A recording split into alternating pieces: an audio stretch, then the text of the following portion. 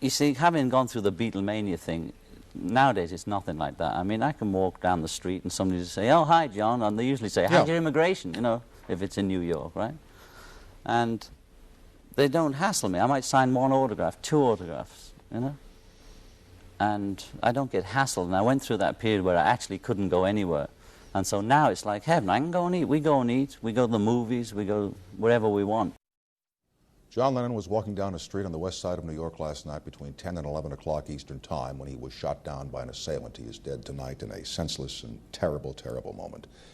The interview that you just saw, the portion of that interview, was first recorded here in New York at the NBC studios during April of 1975.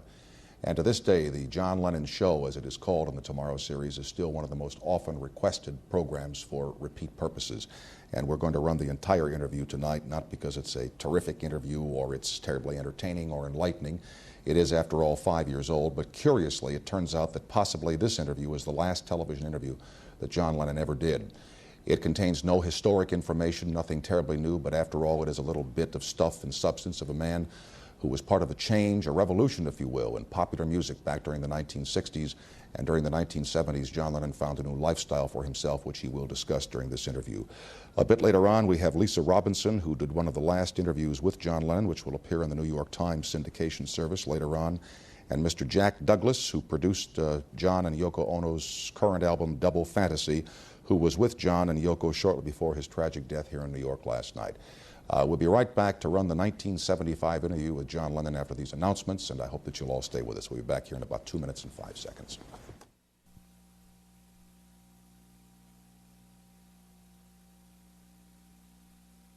Promised, here is John Lennon, and a little bit later on in the program we'll talk about the possibility of his having to leave the United States, and at that time his attorney, Mr. Leon Wilds, will join us to make certain that John or I make no mistakes in the legalities. But I welcome you here, and I'm glad that you're here. As I said at the outset, back in 1964, after the cataclysmic arrival of the Beatles here in the United States and the great popularity you had on the Ed Sullivan program and others, there were many people who did not really understand what you were doing, and they thought then that your hair was long and that you looked modish, you know, and you were revolutionary. Does it surprise you at all that it took so many of us such a long time to get into your act and to realize what you were doing? No, it was mainly parents, and they were against rock and roll, you know. Anyway, before the Beatles came along, I mean, people have been trying to stamp out rock and roll since it started. Why do you think that is? What are they afraid of? I always thought it was because it came from black music, and the words had a lot of double entendre in the early days. And it was sort of, you know, the white kids, our white, nice wasps are going to go crazy with all this, moving their bodies. You know, and the music got to your body, and the Beatles just carried it a bit further, made it a little more white even than Elvis did, because we were English, you know. And people couldn't hear it. That's why they didn't understand it. Well, that brings up an interesting point. You know, one could never understand the words until one sat down with the record album. I went to a couple of your personal appearances, including one in, I think, in Philadelphia in 1965 in an outdoor location. Oh, yeah. And there was so much screaming and so much carrying on. And did that bother you at all when you were doing those concerts? That people couldn't hear your music, that all they heard was themselves screaming? It got a little boring. I mean, it was great when it first happened. When you'd come on, there'd just be nothing but wah, you know. But then we just became like lip-syncing, you know, miming. And sometimes things would break down and nobody'd know. And so it wasn't doing the music any good, you know. When you guys were in the dressing rooms after these concerts, or when you were in the dressing room after the Ed Sullivan Show, where, my heavens, young people were just almost flinging themselves on stage, didn't you ever wonder, are these people crazy? Are we that good? Can we really produce this kind of reaction in people? We didn't think whether we're that good or not. You've got to think you're good to do what we did, you know. It was like being in the eye of a hurricane, and so there was never a time when you thought, what's going on? And that was about as deep as it got. What is happening? Or what, you know, you'd suddenly wake up in the middle of a concert or a happening, and think, what? How did I get here, you know? The last thing I remember was playing music in a club, and the next minute this. But we never thought about it too much, because it was an ongoing thing. It was happening to us, and it was hard to see. You know, we were just in the middle, being ushered from room to room. As I recall, there were fan clubs or clubs of followers formed for each of the individuals in the organization. Well, it was mainly a Beatle club, but, you know, they sort of fanned it out a little just to keep the... And I'm just wondering how unified any group can be. And I'm not singling out the group that you belong to, the Beatles, but how unified can any group be when the audience has certain favorites? Maybe they like Paul more than they like John or something like that. And I wonder... I got right to it, didn't I? Yeah. I just wondered if it's awfully difficult to be friends, and do you really care about whether or not you're friends when you are a group such as the Beatles, or whether you're the Rolling Stones or whoever? We didn't break up because we weren't friends. We just broke up out of sheer boredom, you know. And boredom creates tension. How can you get bored doing what you did?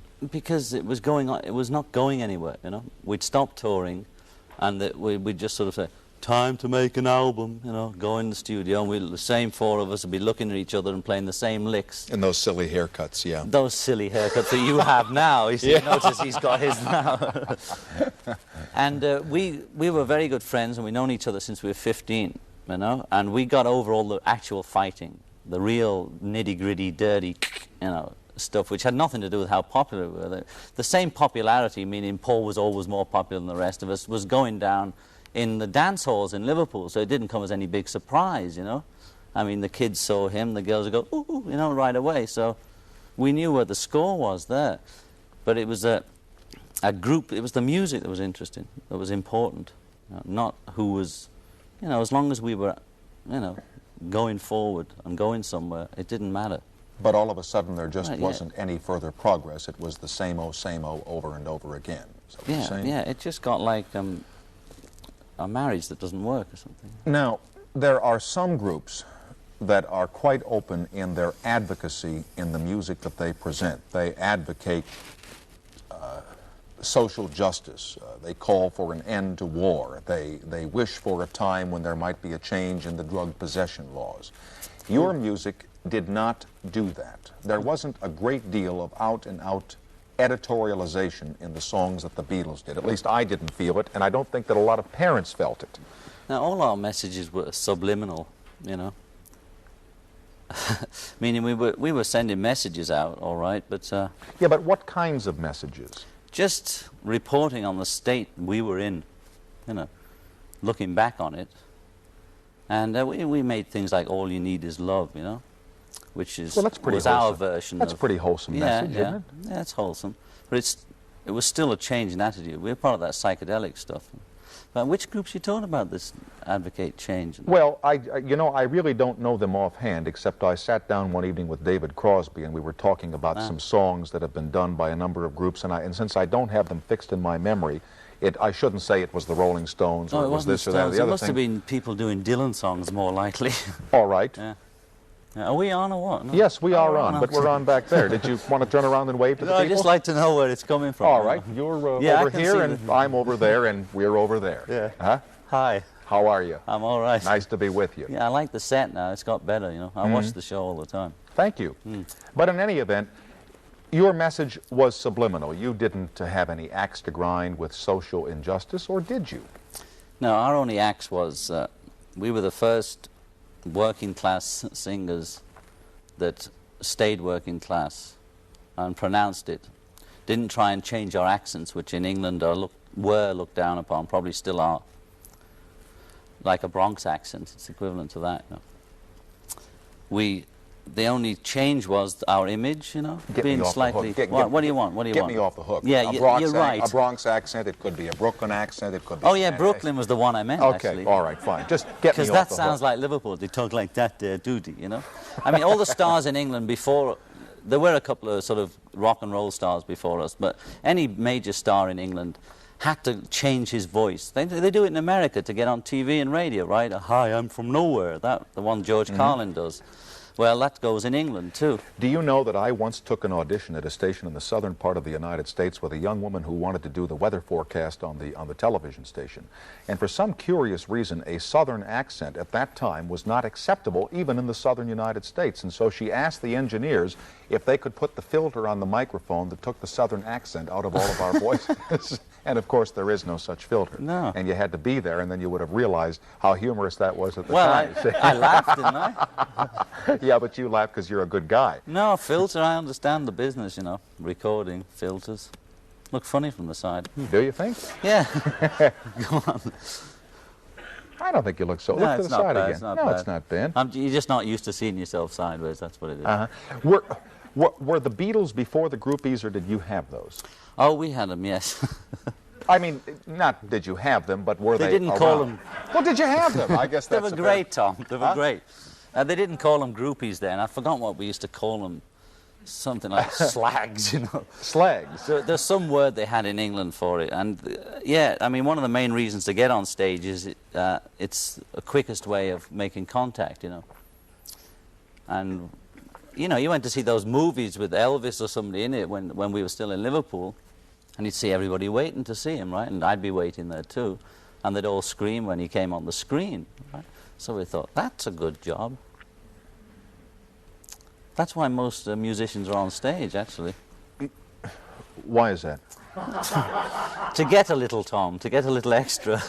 What, a little extra money? Yeah, you know what it is. It is 2 o'clock, right? We're all right. No, you got to be kidding me. Is that one of the big reasons, the sexual aspects of singing? That's the reason most of these great dedicated I would say that any artists are on performers- stage, that they don't care about their music, that they're just up there for a little extra? No, but that is a good incentive for all performers. Let's not just pin down the poor musician. And it wasn't, well, you speak for yourself, John.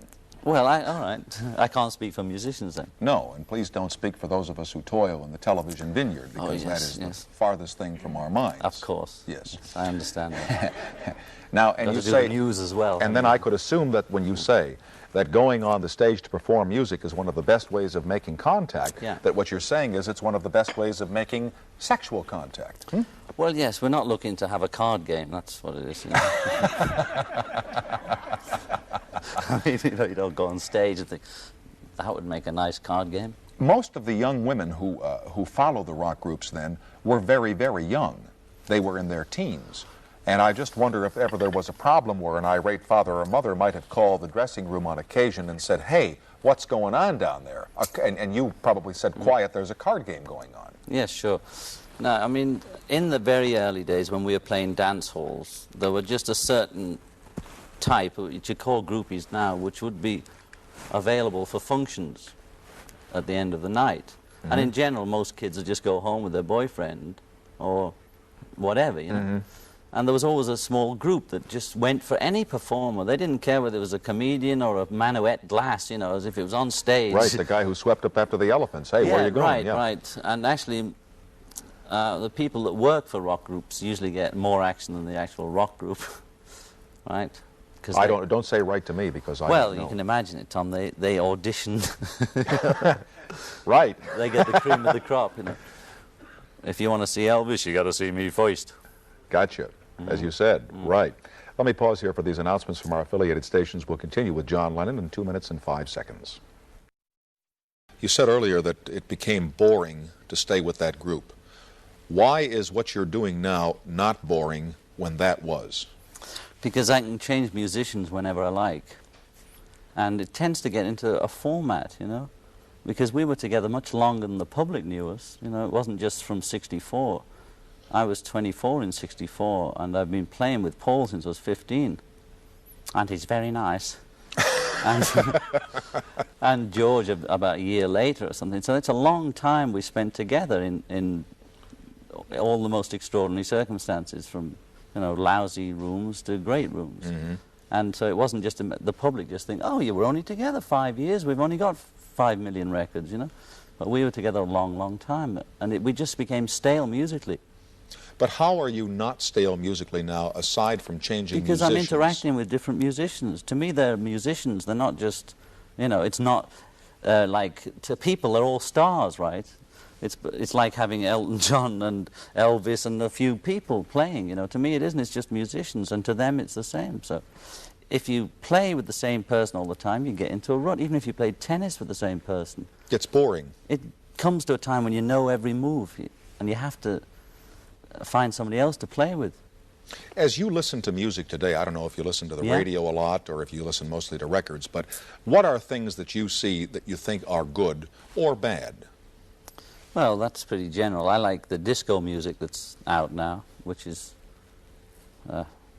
great music. I like the thing that happened in Jamaica called reggae. There's a music in Jamaica called reggae, which has been around for years under the disguise of ska, blue beat, etc., but it finally formed itself into reggae. And that's about the really newest thing that's happened in music in the last 5 years or 6 years. Do you think anything new happens to music, or is it a continual series of cycles, and that maybe 100,000 years ago somebody had the same kind of beat or the same kind of whatever it is that makes it different, and that maybe the whole thing is just going in cycles? Or are we in fact discovering things all the time? I think there's something to the cycle thing, but I think if you apply the cycle idea to it, that's a cycle for everything, not just music. You know? But it's snowballing either just because of electricity or because of all the garbage everybody picks up, because we keep inventing things, right? So it does change, and it has cycles in a way, like I think the whole whatever it is, the universe is a series of cycles.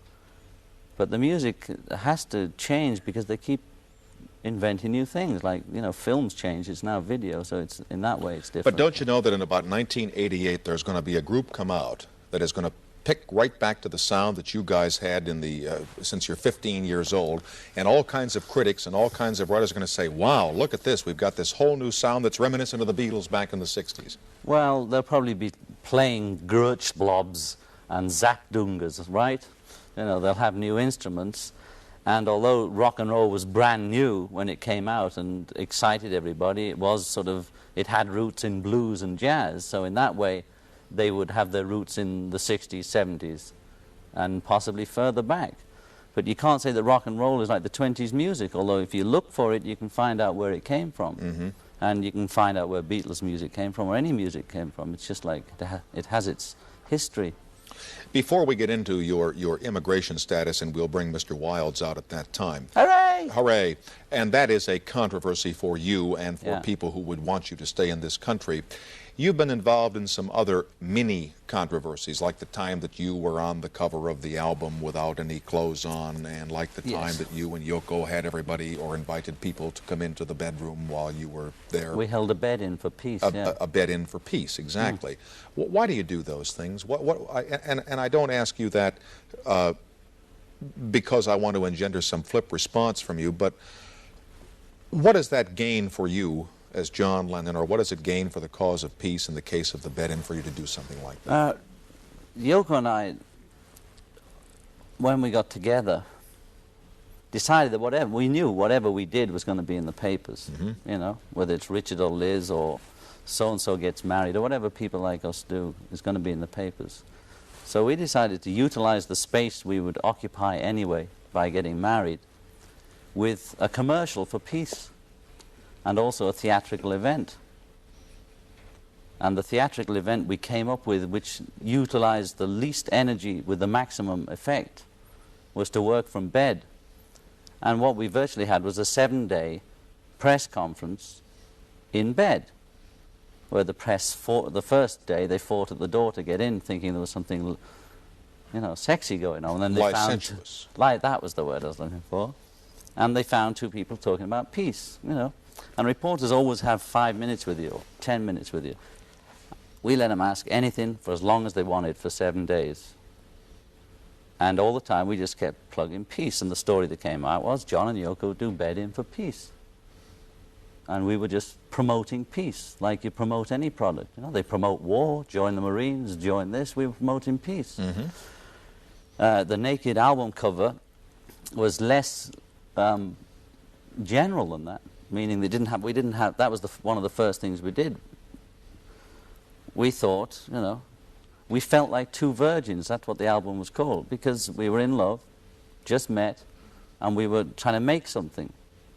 And we thought to show everything. People are always looking at people like me, trying to see some secret, or what do they do, what do they do, Do they go to the bathroom? Do they eat? Do you? I do, quite a lot, And we just said, here, And that was in 1968, and all hell broke loose. But now they're jumping around naked all over the place, right? Yes, they are, as a matter of fact. Right, so we were just sort of ahead of our time. What difficulties are there for people who are in the public eye, who know, as you and Yoko did, that whatever you do, it's going to be picked up in the press, and you really can't go out and, I suppose, have a quiet dinner or go to the park or go to a movie or something like that? What difficulties are there in your life when there's such adulation for you and such curiosity about what you do all the time? Well, that's cool, because that's part, I reckon that's part of the What, part of the price, territory? You know? Yeah. But, you see, having gone through the Beatlemania thing, nowadays it's nothing like that. I mean, I can walk down the street and somebody will say, "Oh, hi, John," and they usually say, "How's your immigration?" You know, if it's in New York, right? And they don't hassle me. I might sign one autograph, two autographs, you know? And I don't get hassled. And I went through that period where I actually couldn't go anywhere. And so now it's like heaven. I can go and eat. We go and eat. We go to the movies. We go wherever we want. If there's an announcement, like there's an opening and everybody's going to be there, you get a lot of noise and cameras and flashbulbs. But if we just decide to go to dinner, it's cool, you know? We're probably less recognizable than you now, being on every night. I doubt that. You're on every night. You kidding? But it doesn't make any difference, because when you were on, you had 35, 40, 50 million people. I'll never forget the time that you came to Los Angeles. I was working there for Channel 5, and you were giving a concert at, I don't remember where it was. Hollywood Bowl, is that right? Thank you.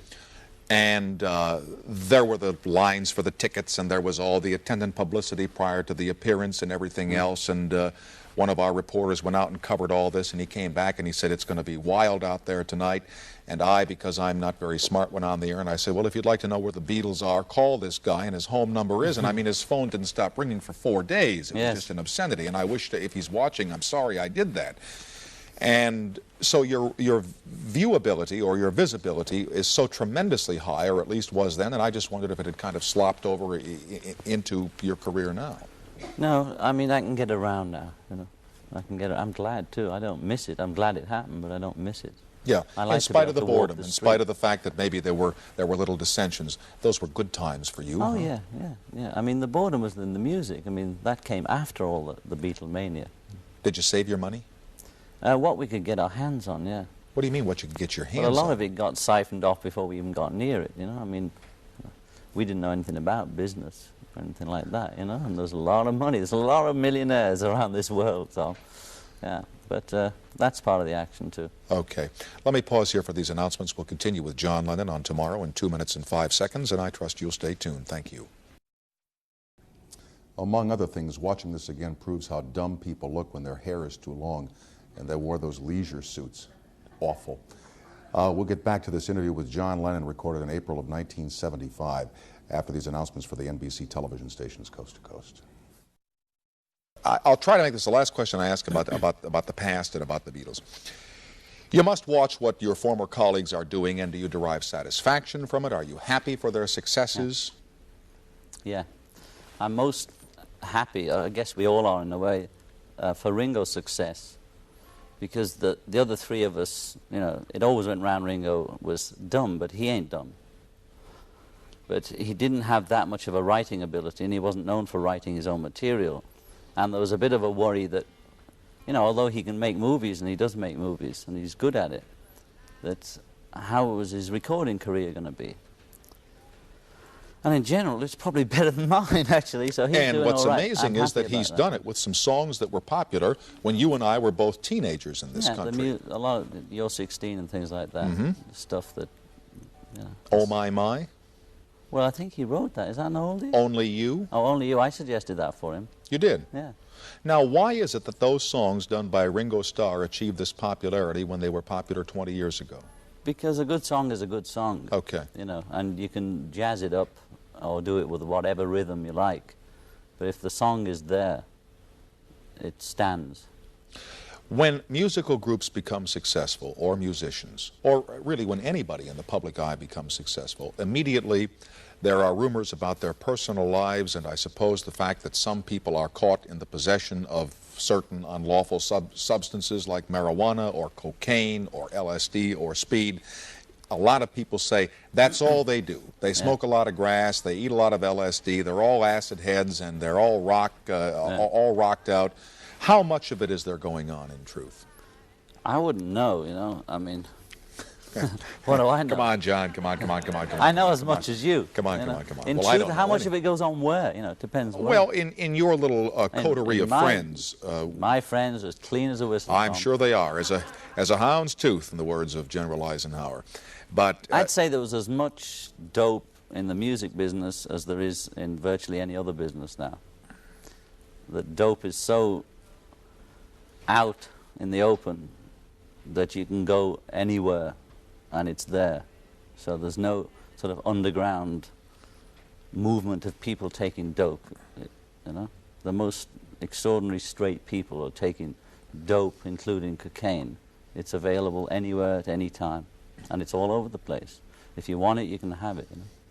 And it's no more predominant or prevalent in your industry than it is in insurance, in retailing, and in selling tires. Is that what you're saying? I think you'll find a lot of middle-class people in their mid-30s who grew up in the 60s have marijuana and now cocaine around like you'd have a glass of wine. You know, I'm not saying it's good, you know, and cocaine's not too good for you at all, you know, but I'm saying that it's there, and a lot of perfectly, quotes, ordinary people use it.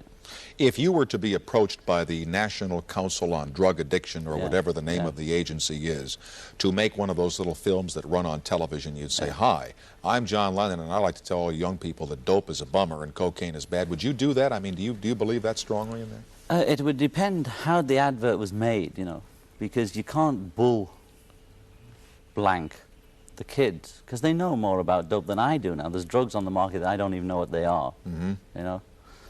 And so if it was done the way I would like to do it, I might do it. How would you like to do it? I'd have to think about it. I'd have to talk to whoever asked me to do it, you know. I mean, it's no good me saying, "Hey, dope is bad, don't do it." You know, they say, "What? So what? Who are you?" You know. Well, you have a certain following among young people, and they might listen to you, whereas they would not listen to Jascha Heifetz, you know what I mean? Yeah, but people, there's an illusion that just because somebody buys your record that they're going to do what you tell them. It doesn't work that way. If I tell them, go jump in a river, just because they buy my record... No, you know, not at all. right? But certainly, you'd be surprised how people who appear on television or people who appear before audiences are looked towards for some kind of personal insight into the world or their own lives that a lot of times those people don't even have. Yeah, they might ask questions of famous people, but in actuality, you cannot tell people anything. They have to find out for themselves. I mean, you can leave signposts saying, you know, it's dangerous here, or you can fall over there, but in reality, you know, it's no good telling people anything. They have to find out. What part did drugs play in leading to the present circumstance in which you find yourself? And I think we can tell that part, and then we'll bring Leon Wiles. Mr. Wilds out, and he will be here for the discussion of your immigration procedure. In the late 60s, there was a headhunting cop who was not very high up in the drug department in London, which was pretty new anyway. They had 2 dogs for the whole department. And he went round and bust every pop star he could get his hands on, and he got famous. And some of the pop stars had dope in the house, and some of them didn't. It didn't matter to him. He planted it or did whatever. Later on, that's what he did to me, because at that time I didn't have any drugs. And he planted something in your house. He planted marijuana in your house, didn't he? Or you say he did. Yeah, I mean, I say he did. I know. Well, I have to say that because I wasn't there. Well, he's not going to get us. We're in America, all right? He's in jail now, by the way, because he later got to be top dog, and he had a big drug scandal thing going, like the one that was going over here, the big investigation in the New York police when I was first here, the one, the Serpico thing. Well, we had a little one in England, which happened after I left, and he was caught in Australia, trying to escape. You know, the English always run to Australia thinking they're going to vanish there. You know? So he was caught, and I didn't think about... Can't vanish in Australia. Everybody knows it's down there. Yeah, but they always have the illusion that if you go to Australia, you get away with it. You know? Sure. And I at the time didn't even think I was bust, and to cut a long story, that he planted me. To cut a long story short, I'd just moved into an apartment, and I'd had everything moved from my other apartment. It was all over the place. So I thought, well, maybe this is a bit of hash that was left over, and I'd forgotten all about it. Possibly that was what happened, you know. And I just copped a plea, you know. He said, I won't get you for obstruction if you cop a plea. And I thought, oh, it's $100 or whatever, you know. It's no skin off my nose, little thinking it would reverberate. And he said, oh, you know, I'll let your missus go, you know, because they never... In England at that time, the law was, if it was in this building, Mr. NBC would be caught for it. You know, he was responsible for it, even if he wasn't living there. That was the law then. Do you mean that if an officer of the law were to come in here, yeah, and they were to find an unlawful substance upon these premises, John, yeah, that the president of this television network would be liable to arrest if that law were in effect? That was an English law at the time that's been changed. Yeah. So you better put it out. No, this is... No. Oh, come on. Don't do that to old Tom. See that old filter there, folks? Got the writing right here on the paper. Now, come on. We all know you're a nicotine addict. Anyway, the guy planted me, and it didn't dawn on me till later, till I called a few friends who'd also been busted and said, did you have stuff? One of them said, yeah, I did have stuff. It was on the table. They didn't even notice it. They planted a whole pile in my bedroom. You know, he had it out on the table, some marijuana. So the guy was a rip-off, and he's in jail, and half that drug department's in jail too. But now, you thought that all you'd have to do was pay the $100 fine, but then what happened? Well, I did just pay the fine, you know, and that was the end of it, and it went in the papers, whoopee, and another pop star bites the dust, you know. And then I came over to America, and just with no particular decision, decided that I'd like to live here, you know. I came over for a visit or something, and I was always coming and going and coming and going, and Yoko had been educated here, and she was always going on at me about New York, you know, and she finally showed it me and walked me around. And I fell in love with it. We thought, get an apartment instead of staying in a hotel all the time. Surely. So the next minute we thought, hey, well, let's stay, you know, isn't it great? So we also had other complications going on. The show isn't long enough for it, about her ex-husband running away with her daughter, and there was court cases in Houston, the U.S. Virgin Islands, and we had to keep applying for these visas. And after you bust, it's suggested that you don't apply for 9 months, you know. And people now have problems getting in. Mick Jagger, Stones, lots of musicians, Paul. Lots of people they have to sort of do a lot of ritual to get in before they can come and go. So we tried to say, look, we have this big case, we need to come in. And there was always a hassle and a hassle and a hassle. And then they started trying to throw me out. All right, so we're at the point now where it might be helpful to have Mr. Wilds, your attorney, present, just so that nothing is said that might prejudice. Well, it's really in case you have a question that I can't answer. You know, they ask me what's happening with you, and I say, well, there's some paper went to some senator that called, and I don't know who All right, fine. We will have Mr. Leon Wilds, Mr. Lennon's attorney, join us after these announcements. Tomorrow we'll take away from Manhattan in 2 minutes and 5 seconds. Joining John Lennon with us now is Mr. Leon Wilds, his attorney, and if any questions come up as to where it stands or where it is in the courts or legal appeals or whatever, Mr. Wilds has the expertise to speak to those points. Plus, he looks nice on television. You were told it might be a good idea to wait for 9 months before applying for citizenship? No, this was after the bust in England, before applying to visit the United States. I see. That it would be a cool idea. That's sort of, you know, it would be a cool idea. What is your status in the country right now? That's why Leon's here. What am I, Leon? Well, John was charged with being deportable in the United States for being an overstay by a very interesting turn of events. The district director of the New York Immigration Service charged him with being an overstay after he gave him a 2-week extension of his time. And in the middle of that 2-week period, he was here on visa, right? And he overstayed? Is that the position? He had originally come in as a visitor, and he had had a number of extensions. And then finally, the Immigration Service gave him a 2-week extension. And right in the midst of that 2-week final extension, they revoked the period that they had given him, and they declared that he had been here as an overstay for the week that he had been here with their authorization. And thus the Immigration Service created the very status that they charged him with being deportable for. We fought that deportation case, and a decision was finally rendered after about a year that he was, in fact, an overstay. Now, the essential problem in the deportation case and what lies beneath the surface is that the only way one can get out of it is either to ask permission to leave this country voluntarily and get out, which John was not prepared to do, or to apply for permanent residence status.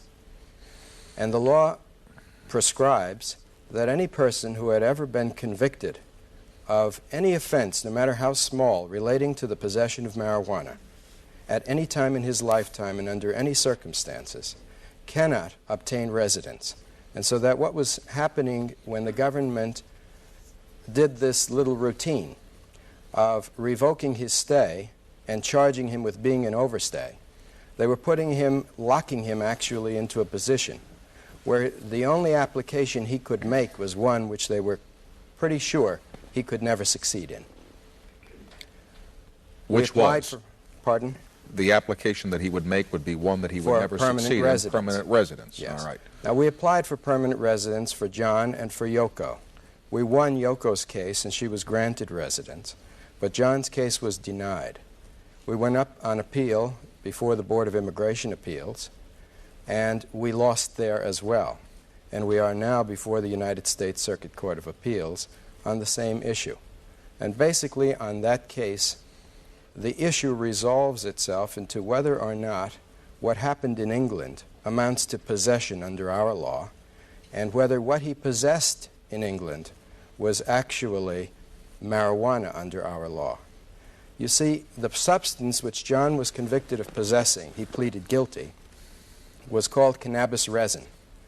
That's a generic term, and it includes a number of substances. We had one of the top experts in the United States, a psychiatrist at Harvard Medical School, testify, and he gave the only expert testimony. And his testimony was that cannabis resin is not marijuana, and marijuana is not cannabis resin.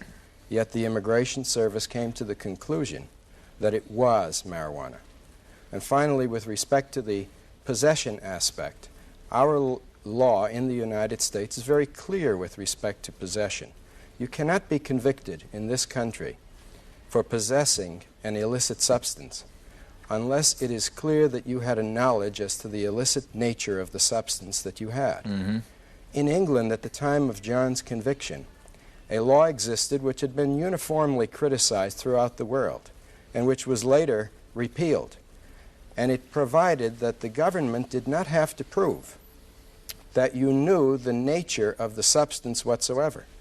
So that if you possessed a bottle and you thought it had aspirin in it, and in fact if the aspirin turned out to be some serious drug, you must have pleaded guilty under those circumstances because there was no way out. And that actually was the legal situation that forced John into this, and that's where we stand with respect to the immigration. I know that this is not a excuse me. Yeah, I was just going to say one interesting point was that when they started the initial case, they claimed that it was a local New York problem, and they also started the proceedings against John and Yoko. Well, halfway or a third of the way through the proceedings, or whatever the number is, they discovered that actually Yoko did not have any record in England, and also she had a green card by a previous American husband.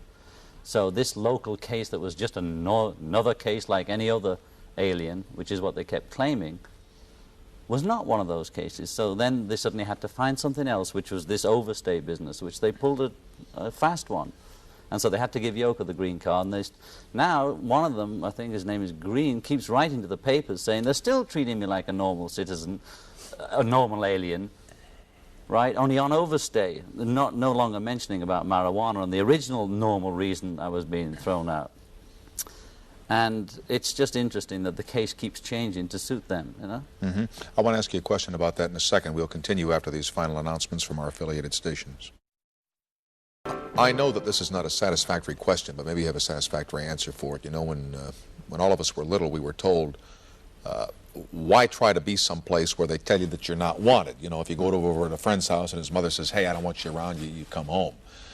You could live almost anywhere you wanted to in this world. Yeah. And so if you're getting hassled this way, and this does not in any way negate the incorrectness of the hassle, if it is, as your attorney states, why put up with it? Because I'd like to live in the land of the free, Tom. And also, if it was up to Joe Doe on the street, he either doesn't care about it or would be glad to have an old Beatle living here, you know? You know, if I get in a cab with a cab driver, it's nothing to do with music or anything. He'll ask me, how you doing? I hope you can stay. So on your average citizen either doesn't care or wouldn't mind me staying here. I like to be here because this is where the music came from. This is what influenced my whole life and got me where I am today, as it were. And I love the place. I'd like to be here. I've got a lot of friends here. Mm-hmm. And this is where I want to be, you know. Statue of Liberty, welcome. I even brought my own cash. Brooklyn Bridge, want to buy it? No, you're the ones that buy our bridges. I should say that this program is being videotaped, this is on the air the 28th of April, so it's about 20 days ahead of schedule as we sit in the studio now. And there could very well be developments, I suppose, I'm just guessing here, between now and the air date for this that will possibly make this whole conversation moot if you're that far along. I don't know. Is that true, Counselor?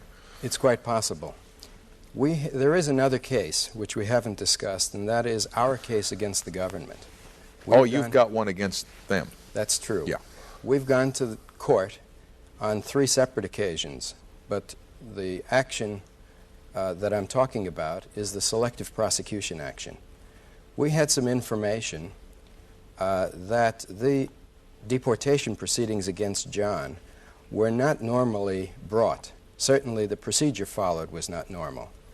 And we had learned that rumors got to the Senate Internal Security Committee that John had some idea, or was rumored to have some idea, of appearing at the Republican National Convention in 1972 and leading an anti-Vietnam War demonstration or the like. And that this information in the form of a memorandum was transmitted by Senator Strom Thurmond to the then Attorney General John Mitchell, who may have at the time been sitting with the other hat as well as head of CREEP, the Committee to Re-elect the President. Yes, the former President. And we understand that a series of memoranda led all the way down to the District Director in New York, and that the action he took was not as a result of John's immigration status, but rather as a result or an intention to prevent John from exercising constitutionally protected rights. What are they afraid of you doing if you have permanent residence here? I don't know. I think when it was started, somebody didn't want me here, and now they probably don't mind, you know. It's just that it's a bureaucratic thing. It's gone on, and how do we stop it? You know, maybe whoever makes the decision doesn't know whether it be either politically right or what's going to happen if we suddenly stop now when we started it. I mean, it's very sort of embarrassing for everyone, I guess. Mm-hmm. And I don't think that half the people that started it are now having their own problems, right?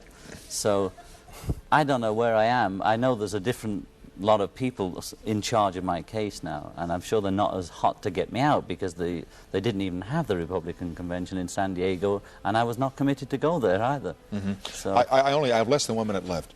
You know, you've been a very low-key and very mild-mannered guest on this program, and yet I've heard you described as being an egomaniac, and I'm having a little trouble understanding that description of you vis-a-vis the way that you've really been during this hour we spent together.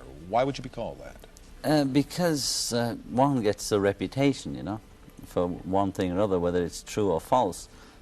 If being an egomaniac means I believe in what I do and my art or my music, in that respect you can call me that, you know, and I believe in what I do, and I'll say it, you know. And otherwise this is pretty much me, you know. Apart from being on TV, you know. Well, you're one of the nicest egomaniacs I've ever met. Well, so are you, Tom. Of course, it can be said for the record, and I'm certain you all know, that following that program, John Lennon was in fact granted permanent residence here in the United States and lived here in New York with his wife Yoko until he died last night. My next guest is the syndicated columnist Lisa Robinson, who recently did an exclusive article on John Lennon in the New York Post. In it, she says that she was impressed with his great sense of humor, his devoted family life, and his overall gentleness. She'll soon be syndicated, by the way, through the New Times Syndicate, not the New York Times Syndicate. I made a mistake at the top of the show. The New Times Syndicate, and in that presentation, she'll discuss further memories and memoirs of John Lennon. We'll meet Lisa Robinson right after these announcements now for the NBC television stations. We're back now currently with Lisa Robinson, the columnist, and I'm going to switch myself again. She is, in fact, going to be writing for the New York Times Syndicate, not the New Times Syndicate. So, well, it's one or the other. It's the New York Times Syndicate. These aren't pleasant circumstances, but I want to ask you about, first of all, about just watching this thing again with John Lennon. Here in the studio, we were talking about, you know, I had the long hair, and some of the ladies were saying they were wearing mini skirts at the time and go-go boots and white shoes and stuff, and we were all kind of laughing about things that we did 5 and 6 years ago when that tape was made. So it was kind of fun to see that again. And well, that was right around the time when John also sort of started to stay home. And he didn't disappear, really. He was very much with his family for 5 years. And he looked quite different than the way he was going through a long hair period, too, at the time. Yeah. He was almost... Although not a leisure suit period. No, well, they made me wear those then, sad to say. He was kind of like a house husband there for yes, that's what he said. Years, the last time that we spoke, he said that he was, in fact, a house husband, and that the most important thing for him was to be with his family, to be with Yoko, and to be with his 5-year-old son, Sean. And he said, you know, people are angry at me because I'm not working, because I'm not making records, but that's why should they be angry? Because I'm doing what I want to do. He said, I've been famous for 12 to 15 years. There's been incredible pressure. I don't want to just keep churning out the same stuff just because I can do it well, just because I'm a craftsman. And he felt that the time had come for him to get to know his son, because he felt he had missed out on that with his first child, who's now, I think, 17, his first son, Julian. And he really wanted to stay home. He always said he liked hanging around the house anyway, that writing songs was hanging around the house, except instead of writing songs, now he was writing menus. And I said to him, well, what did you do every day? He said, well, I got up and I would make breakfast. And breakfast was a big deal, and I would make something for Yoko, and if she would wake up and she'd be in a funk and she'd have a bad day ahead of her with business, because Yoko self-admittedly handled the family business, which you can imagine was extensive in their case. But then she did it all the contractual She's an amazing businesswoman, very strong woman, really. And so she took care of the family business, and he took care of the house, and he did the breakfast. Then he might take a nap, listen to a little music, he told me, maybe go for a walk. Why music? He said he just wasn't interested in really what was happening with rock and roll. He canceled all his subscriptions to the trade publications. He didn't want to go to the clubs. He felt he'd done it. He'd seen it. He knew what it all was. And he just wanted to be with his family and just sort of find out a little bit more about himself in a very introverted way. He'd been on this crazy ride for so long. I mean, you just can't imagine the whole... Both John and Yoko referred to the 60s as an orgy, which I'm sure for the Beatles it probably was. And then in the 70s, they were aware of the breakdown of the family system, particularly in this country to some degree, and they were very concerned with keeping their family intact. And it was a role reversal of a sorts. I don't think there was one day really where they sat down and said, okay, you take care of the child, I'm going to take care of the business. But it might have evolved into something very close to that, because Yoko even said, I carried the child for 9 months, now it's your turn. And Yoko, anybody who knows them, knows that she had a profound influence on his life, deeply profound influence on his life. She was an inspiration to him. He told me that he would have been completely insane had it not been for her. In fact, for a period of time when they separated in the early 1970s, and he went to California, and he told me he acted like a total lunatic, and she completely saved him. And he was an inspiration to her artistically. You have to look at this. You know, John Lennon was a boy from Liverpool, from a working class situation, who went to art school, who wanted to be an artist, who became one of the most famous people in the world, who had everything offered to him. He could have anything he wanted. And he met a woman from a completely different background. Yoko was from a well-to-do Japanese Oriental background, and she would not fetch and carry for him. You know, Yoko does not fetch and carry for anybody, and completely turned his head around. And you talk about the liberated woman and all that, but it was quite amazing to see John evolve over the years with the kind of influence that she had over him. Because people said it was power and she was like a dragon lady or she told him what to do. It wasn't that at all. It was the fact that he was so flexible and he was so highly evolved, I think, as a human being, that he was able to turn around from that very traditional kind of macho rock star trip and be a man who could be a parent and a father and a husband and cook. And he told me he took Polaroids of his first loaf of bread. He was so excited.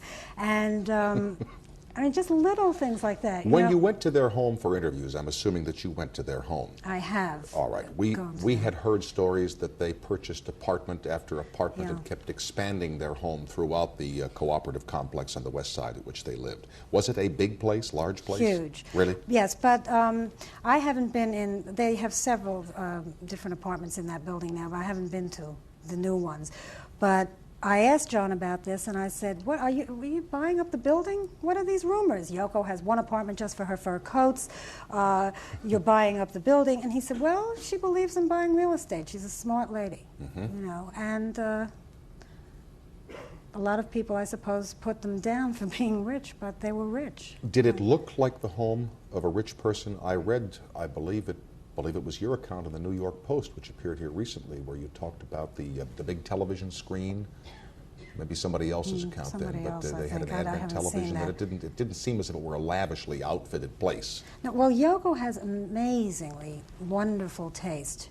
She really she loves Art Deco and she loves Egyptian art and she collects these things, and the stuff that she has, I use the word stuff, but the things that she has, the objects she has, the art that she has, is very, very good and very tasteful.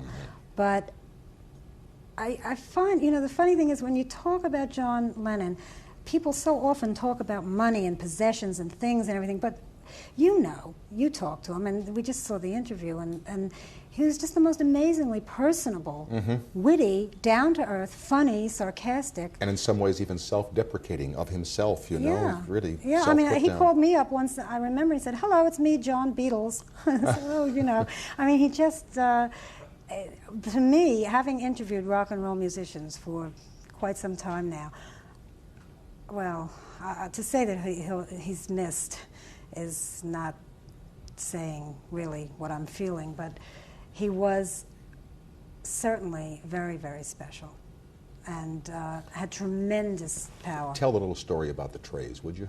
The Beatle trays. Oh, the trays. Oh, I once was talking to John, and we were doing an interview, and we were talking about memorabilia, and he was showing me some of the Beatles memorabilia that he had that people collected and sent to him. And he said, "Well, I've got a lunchbox, and I've got a thermos, and I've got this, and I've got..." And then I said, "Oh, I've got a set of 4 trays." And he said, "Trays? I don't have a tray." So I sent him one of my trays. Now I just have 3. What did happen last night? Have you been able to piece anything together as to what happened? There was one story that the suspect in the case had been hassling John for days and bothering him for autographs, and there was another story that he hadn't been. Have you been able to piece anything together as to what went on? Well, I don't know. All I know is what I just heard on the news, which is I think they said that he had come here specifically. I don't know what's the right thing to say here, but one of the news reports was that he had come a few days ago from Hawaii, I believe, and had hung around the Dakota. See, this is the problem, you know. People hang around. People have been hanging around trying to see John Lennon for years. In England, when they had that building on Savile Row, Apple, girls hung around that building day and night for months. And I've never been over to the Dakota without there have been a few people sort of hanging around. And when they were recording this year in the recording studio, there were people hanging around. And how do you know? All people who perform or are visible are subject to people hanging around. And I just wonder in the minds of some famous people tonight if there isn't a little concern about how easy it is to be hung around. Yeah. You know what I'm saying? Well, there Personal are security. yeah. Some people have bodyguards, you know, and some people, I guess, like John, just felt that he didn't want to live that way anymore. I mean, the great ironic tragedy about this is that he practically stayed home for 5 years and came out this year to make music. And, you know, last night, I mean, I just still can't believe, but last night when Yoko and John were coming home, they were coming home from the recording studio where I believe they were remixing some of Yoko's songs. And this was a source of particular pride to John because, you know, Yoko really took a lot of bad raps. And a lot of people felt that her music was just wildly uncommercial and noise. And when I saw Yoko this past summer for the first time in a long time, I said, you know, you were way ahead of your time. All the punk stuff that's happening now, Patti Smith, Lena Lovitch, Nina Hagen, all these singers, the B-52s, they sound like you did 6 years ago. And she looked at me and she said, really? You know, and then she was at that time writing songs, and so was John, and they didn't announce it until later. But what I was going to say was that they went out to make music now, and I think that they were possibly thinking of performing live or doing something, whether having a concert or not a tour. John told me he didn't want to do 40 cities in 6 weeks. He'd had that. But he missed being with Sean, and yet he still felt that he wanted to create. And he said, you know, it's the real turnabout of the liberated woman. He said, because I find myself saying to my son, well, Daddy wouldn't be happy unless he was making music now, so you have to understand that I'm going to the studio and I'm going to do these things. And yet he was a little conflicted about it. He said he missed the time that he had spent with Sean. And just being able to have all those little moments, watching him say a new word for the first time or doing something for the first time, all of those kind of things were really special to him. And then this happens. Yeah. Thanks for coming by on a difficult night for yourself. Thank you, Tom. Okay, we'll be right back with Mr. Jack Douglas after these announcements from our sponsors and from the NBC television stations.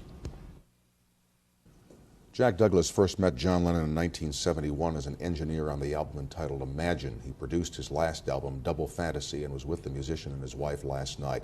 He is joining us this evening to discuss the plans that John Lennon had for the 1980s and the optimism he had going into a new decade with a revived career. He did see the 70s as being a time off, didn't he? He was looking forward to doing something completely different during the 1980s. Well, he saw the beginning of the 70s, as we all did, as a time for me, a time for us all to say, no, I'm going to do something for me.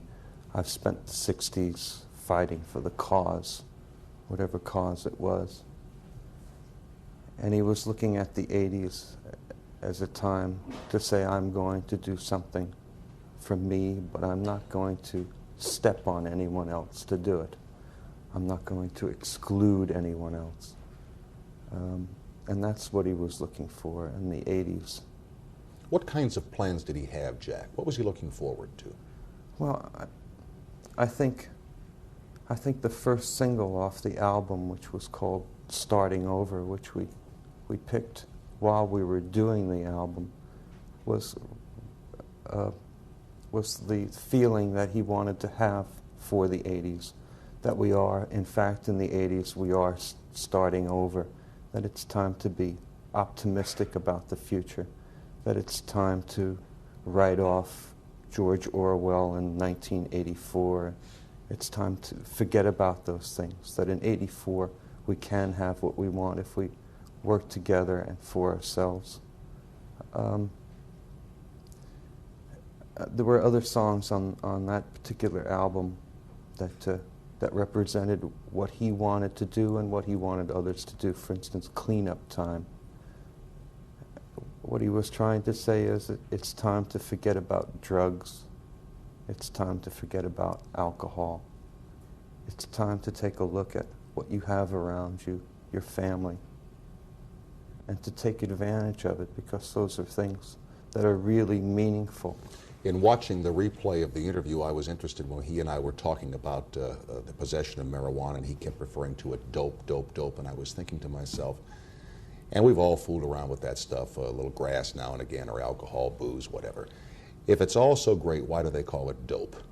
It makes you dopey when you stop and think about it. If it's so great, why do they call it dope? It was interesting to hear him talking about that. That's true. He must have been very pleased, and yourself as well, that the album Double Fantasy was a tremendous success. I believe it's gold already, heading for platinum. Well, the response to it was remarkable. In fact, yesterday while we were working, David Geffen came up to the control room. Now, identify him for me. David is the president of Geffen Records, okay, on which John's album is distributed, and he came up and he said, "Well, congratulations, boys! 2 weeks out, and your album is gold and quickly headed for platinum, and the single is going to #1." And John was just thrilled. I mean, he's been there many times before, but after 5 years, he just jumped up and down like a kid. He was. During the production of the album, was there any negative anticipation? Gee, we've been away for 5 years. Maybe it won't be so successful so absolutely. quickly. Jitters, really. John was definitely one to play himself down. He didn't consider himself John Lennon superstar, but more John Lennon artist, hoping that other people would understand what he was trying to say. He didn't take it for granted that people would just go out and buy his records.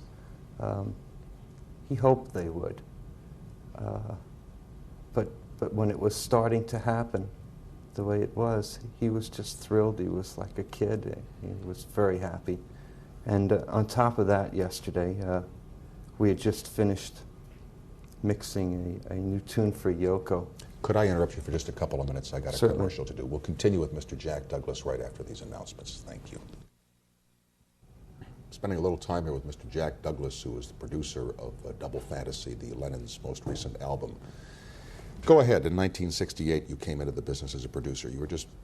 I was a musician before that, and in 1968, I was part of the smoke, dope, take acid generation, riot in the street, and go mad, and I was listening to that White Album, and I said, by God, what I really want to do is produce records. I said, that's really what I want, and I said, there's probably nothing more than I'd want to do is produce the Beatles or produce John Lennon, and then after a lot of hard work, being janitor in a studio and finally becoming an engineer and working with John in '71, there was an immediate communication, almost the kind of communication that a fan feels when he listens to a Beatle record. It was there. It was there when I met him. There was an instant warmth, and we became very close. And then I started working with Yoko. Now, previous to that, the engineers who were working with Yoko were running out of the control room when she was starting to work. But I understood what she was trying to do, and it was appreciated by both John and Yoko. And we did a lot of work together. And after the 5 years, I was coming back from Los Angeles, and I got a telephone call from Yoko, and she said, John and I want to go back, and we'd like you to produce. And my first reaction was, hallelujah, but not because I was producing the album, but because he was going back to work. Yeah. And I think after I hung up the phone, I realized, wow, they've asked me to do it. I mean, that's truly amazing. How did you get through the night last night, young man? I didn't get through the night, really. After returning from the hospital, I went for a walk all the way down to Grand Central Station. I live uptown, and I hung around Grand Central Station for a while, and tried to make sense out of a completely senseless act as best I could, because I had just left him at 10:30, and we were feeling really up, we were meeting again at 10 o'clock in the morning to continue our work. We were feeling really good. The album was gold. It was on its way to platinum. Yoko was receiving the kind of press that we had prayed for, and that was making John very happy. And everything was going well. And after it happened, I heard about 20 minutes later. Usually, because I only live 2 blocks from John, I ride uptown with them every night in the limo. But I had another session after that one, and I was in my session. I was told that John had been shot, and we just immediately went to Roosevelt Hospital, and of course it wasn't long after that we realized he was dead. And I spent the rest of the night in the streets, just trying to communicate with him in some way. There's no way that you'll ever make sense out of it, but carry the message for him, which I think he would have wanted you to do. That's what I mean, and that's why I'm here. I don't think I could be here any other way except to say that he meant the 80s to be optimistic, and that he wanted to tell everyone that it's going to be all right if we pull together. Thank you for coming here tonight. I'm really up against the clock, but my deepest sympathies to you and to the family, and thank you so much for coming here this evening. Thank you. I've got to do this commercial. We'll be right back.